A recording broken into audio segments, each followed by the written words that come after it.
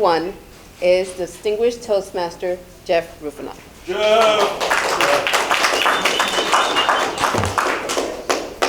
Toastmasters and guests, two aspects to a speech: content, delivery. We're going to start with delivery.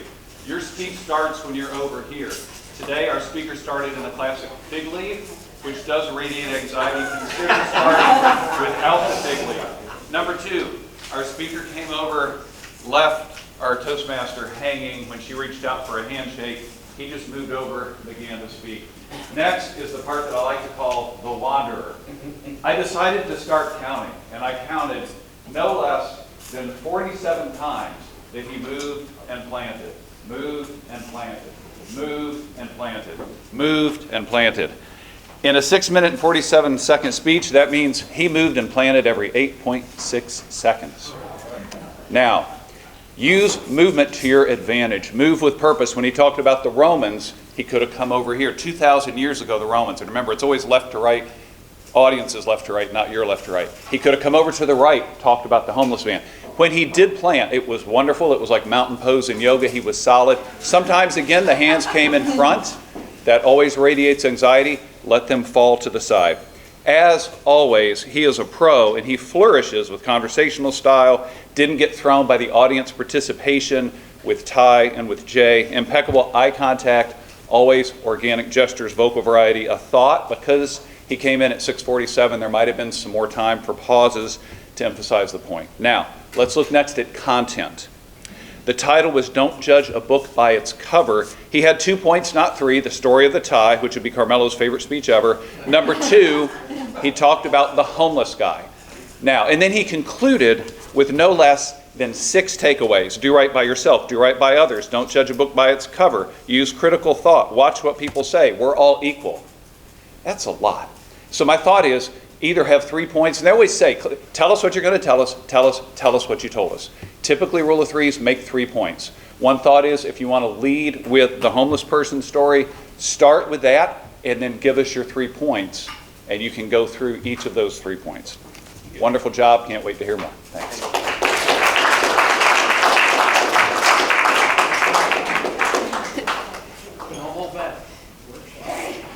Evaluating speaker number 2 is Toastmaster Rebecca Eggleton.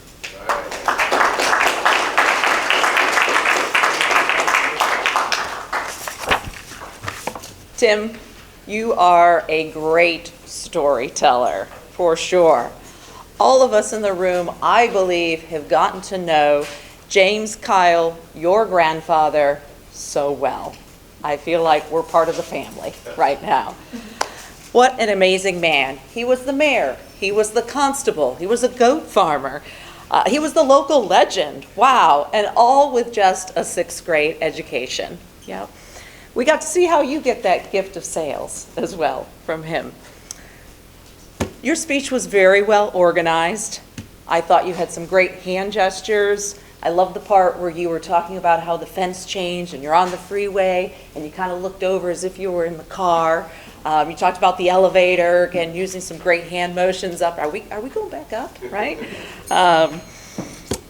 Emotion, oh my gosh. I think all of us in the room felt your emotion. We connected with you. I think everyone here has lost somebody. We could feel your emotion and we absolutely connected with you. A few recommendations. You're an accomplished speaker.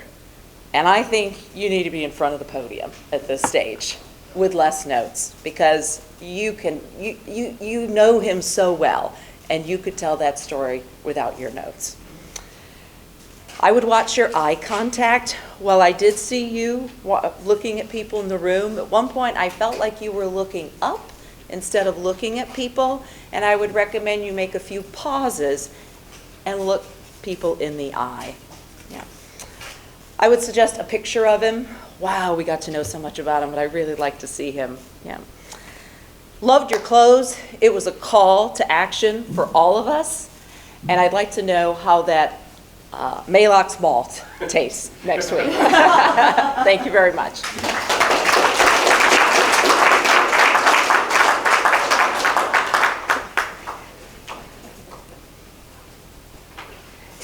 Evaluating speaker number 3 is Toastmaster Ward Gros.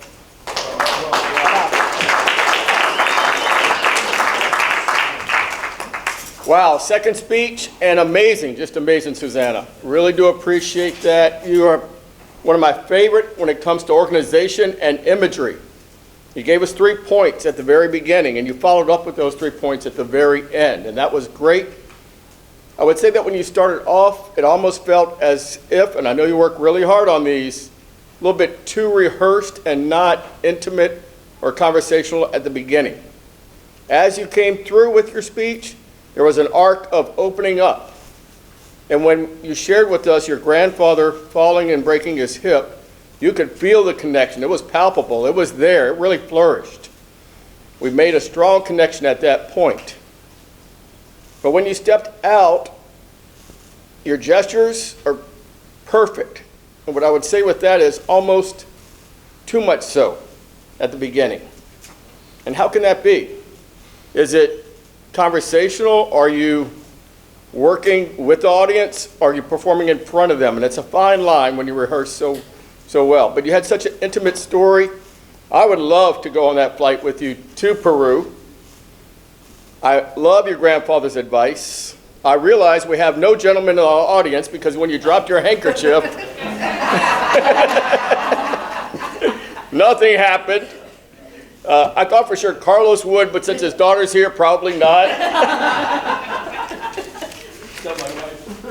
96 years, and he prevails.